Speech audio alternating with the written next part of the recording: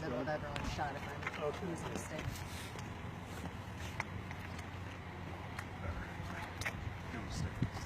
Oh, yeah. Maybe I'll see the microphone on. Shove my name in also. 1 second. I was trying to be quiet. Thank you. We doing live or stick? Okay. What are we doing? We're doing live? I just didn't want to be standing in the middle of everyone's So shot. I'll put the So I think Now, if lobs we would do be easier. lives, we can't go all the way up to 10 o'clock. Because we got people live all over the wall. But no, Yeah, if you don't mind just taking that underneath the jack. I'm just saying that we all do lives. Yeah, if we all do our lobs, we're going to have to get the lobs off to get them on us to go on the too. I don't think it's going to go 30 minutes, Okay. Vinny, unless you can ask a lot No, of no, questions. How many questions you all lined up, my friend? Some people ask questions forever, know. asking stupid questions that he can't answer. I have faith in us. What kind of gun was it? What did he say? You know who he Did you? Our part's not confident for You just have to lick them. Muted. I think it's muted. It's up on top. Yeah, there we go. Yep. Nobody's interfering with anyone else? Well, you know, just meant like the, you know.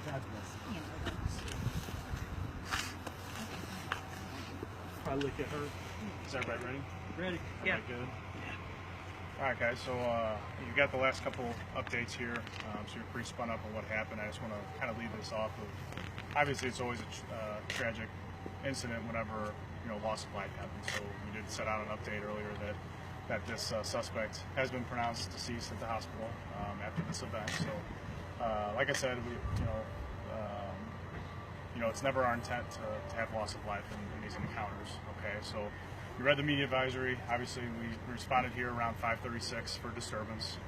2 officers arrived on the scene, which is normal for that to happen. They get out of the cars and they walk up to this area that the disturbance is reported in.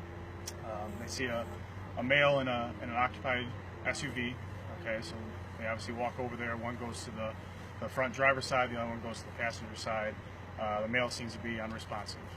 So the officer on the front right passenger looks into the vehicle and sees a handgun is very accessible to that subject. He opens up the car door, goes to try to recover that gun and make it safe. That's when the suspect reacts to his movement, and a fight ensues over the suspect's weapon. Right after that is when the vehicle starts moving, the suspect starts driving. Our officer is in that vehicle when that happens, and a struggle continues to ensue over that weapon.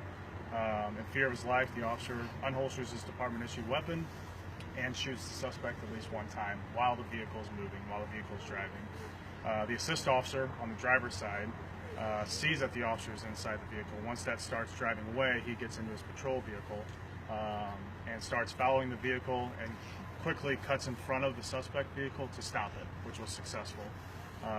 They both get out. The officer that shot the suspect got out of the passenger side of the vehicle after the shooting, and the assist officer got out of his patrol vehicle, went to the driver's side, realized that the shooting occurred, pulled the suspect out of the driver's seat, and they started giving life-saving techniques to the subject until EMS arrived. EMS arrived and transported the suspect to the hospital. And like I said, the last update was that he has been since pronounced deceased. Right now, we don't have an ID on this victim. And that's what makes this very tough. We're trying to ID him. Once we ID him, we're going to go to Mexican and notify them. Once Mexican's notified, then we'll release the name of the suspect. So, go ahead, any questions? Talk about the ID process, because a lot of people are asking something which might seem obvious, but why can't you just go in his pocket and read his ID? Talk about the process of ID. Yeah, I mean, sometimes, and I don't know this case, sometimes they don't have ID on them, and that is this case. But it's one of those things that we have to be 100%. We can't go off of just basic descriptions of people. We can't go off of different ideas that people have on social media or anything else. Like, we have our own ways of doing it that positively identify. And right now we have not been able to do that, and hopefully we get to do that tomorrow morning. It's mentioned in the release that the car was reported stolen out of the city of St. Louis. Do you know any more about that? I don't. It's so early. We just did a record check of the vehicle. The vehicle came back as stolen. We just know that St. Louis City, it was reported stolen out of St. Louis City. That's the only thing we have. You know when it was reported stolen? I don't. Okay. No. Did officers have any reason to believe that he had anything to do with the disturbance call? Not at the time of when they contacted him. But that's further investigation, and that's still under investigation on whether or not he was part of this disturbance call. But when officers received that disturbance call, it was just for the building. We didn't have a specific unit number. And so when they arrived on it, they didn't really have a point of contact. And so that's when they started kind of scouring the area to figure out what's going on or what happened. And that's when they came across the male inside the vehicle. Did officers get a chance to identify themselves? You know, that's still under investigation. I don't have the exact answer to that. Was the male sleeping inside the car? We don't know that either. He was just unresponsive to the officers. You said they fired one shot. At least one shot. At least one shot. Where was the victim struck? I don't know yet. So basically this happened very quickly when they pull him out and try to do CPR on him and life-saving measures. He was rushed to the hospital. Basically, autopsy is going to tell us exactly how many times he was struck, how many times the officer fired, that type of stuff. The investigation will definitely continue on from here, but we're so early into it right now. Were any shots fired from the gun that was in the vehicle? We're not sure about that yet. What will be the protocol for the two officers moving forward that were involved in this? Yeah, so basically, so what's going on with them is they're going to be put on administrative leave during this investigation. You know, and they go through the interview process just like witnesses on the scene, and we just have that basic process. But right now they're on administrative leave. They're away from their job duties until this investigation. Is it paid administrative leave? Yes, it is. What can you tell us about this residential complex? Is this an area that the officers in this community are called to often? That's a question I don't really know the answer to that. How many years have these officers been with the department? So the officer that shot the suspect has been on for 2 years, and the assist officer that was driving his patrol car that stopped the suspect vehicle has been on less than a year. Were the officers wearing any body cameras? No, we don't have body cameras, but Proposition P is what's bringing that to us. We just haven't been equipped yet. What's the immediate next step after identifying? What's next for investigating? Yeah, so these types of incidents, like I said, they're tragic no matter what. But the biggest thing is really getting to interview these officers, getting to interview witnesses that possibly were here that we haven't come in contact with, finding videos, finding anything that of evidentiary value for our detectives, and really it's just finding all that, putting it together, painting a picture, and really getting the investigation completed. So then we bring it over to the prosecuting attorney's office and have him decide whether or not charges are issued. Why would the entire apartment complex lock down? Just because of the location of the shooting incident is a very popular intersection right down the street here. Okay. Are there surveillance cameras at this complex? Yes, there is. And, How many cameras? I don't know. That's part of the investigation. Definitely our detectives have contacted the apartment complex, and they're working with us on getting all of the tapes that are involved. Can you Yes. speak to the investigation that went on in this area? You have dozens of cars parked along Bellefontaine that are probably a little frustrated by what happened tonight, and obviously the investigation of the situation takes precedence, but sort of kind of explain to people kind of what happened, the layout of where this is all going on. Definitely, it's always difficult when you have incidents like this in an apartment complex. So many roadways, so many entrances and exits that we don't want to interrupt anything on the crime scene. That's evidence. It's evidentiary value that we don't want to mess up. And like I said, where this shooting occurred, it's a main part of this complex in an intersection. Obviously, when the vehicle is moving, it ended up right into the main section. So we apologize for any inconvenience.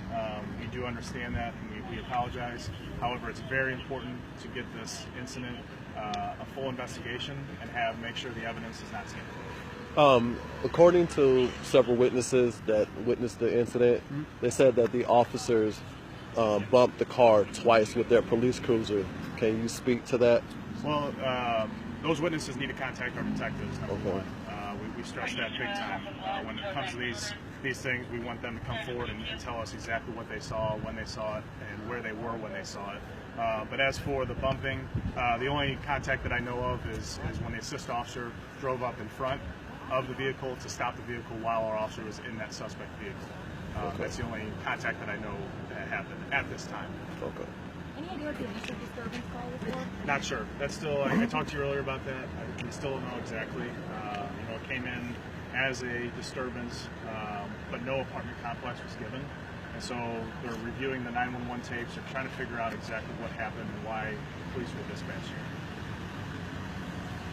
Okay? Anything else, guys? We're good? Okay. Thank you. Awesome. Hopefully we send some more updates tomorrow morning, guys. I doubt anything happens tonight. That's probably going to be it for tonight. But we'll definitely keep you updated through the media advisories. And if you guys have any questions, feel free to contact our office tomorrow. But we'll try to be proactive tomorrow whenever we figure out more information.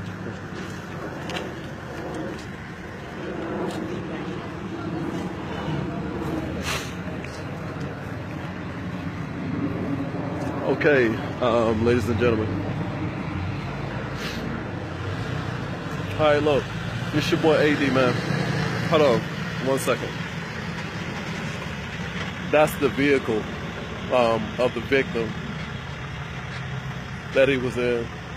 As you can see, they have plastic over the driver's side window, so apparently that's probably evident that the window was shattered in some way possible.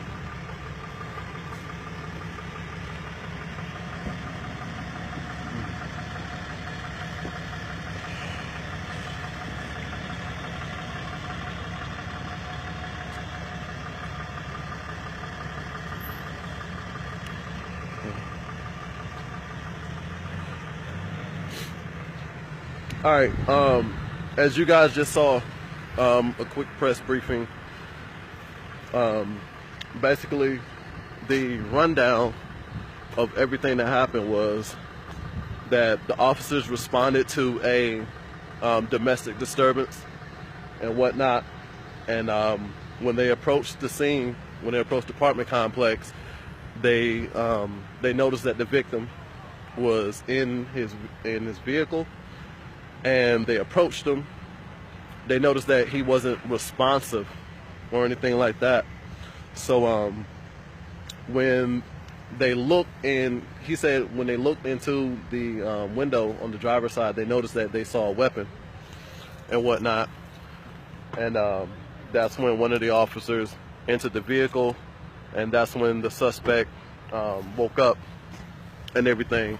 And then a struggle ensued over the weapon, and that's when the officer, quote unquote, feared for his life, pulled out his service pistol, shot the guy, and shot him once. And he was transported to the hospital where he later died. All right, but as you can see, I was asking questions trying to see how many times they shot him, where did they shoot him, and whatnot. But according to the press briefing, they only shot him once. But I guess more further details will come out during the autopsy and everything. So stay tuned. Real STL News will give you guys an updated recap on the events that unfolded today. So just be looking out for the recap, all right? But the victim is deceased. For anybody that's asking questions, the victim is deceased. He didn't die at the scene, but he later died at the hospital and everything. So, oh, and another thing, they haven't even identified him yet. So they don't even know who the guy is. Let them tell it. But they haven't positively identified him yet. So, and right now, they are letting people. They are letting people into the apartment complex now. So now that they've wrapped up their investigation and whatnot, but as you can see, people are being allowed to enter into the apartment complex to go to their homes. So they are letting people in.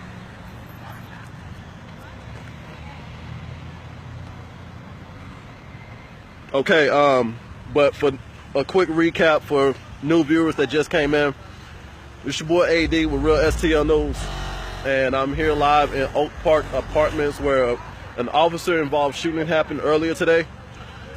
And for those of you that did not catch the press briefing, according to the press briefing, officers responded to Oak Park Apartments for a domestic call, but they encountered the victim sitting in his vehicle, and they didn't know if he was part of the domestic call or not.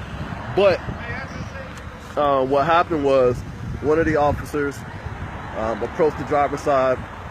They peered through the window and they saw a gun, you know, and one of the officers tried entering the vehicle, and that's when they noticed that he was unresponsive and everything. So as they entered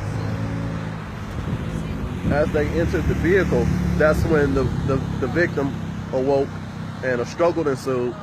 And according to the press briefing, the officer feared for his life and pulled out his service weapon, and he did fire a shot, injuring the suspect on the scene, where he later died at the hospital. And they are on paid administrative leave right now. So, all right, so that's all we have right now. So y'all just pay attention. Keep an update on the update on the recap of Real STL News. So just be looking out for that. All right.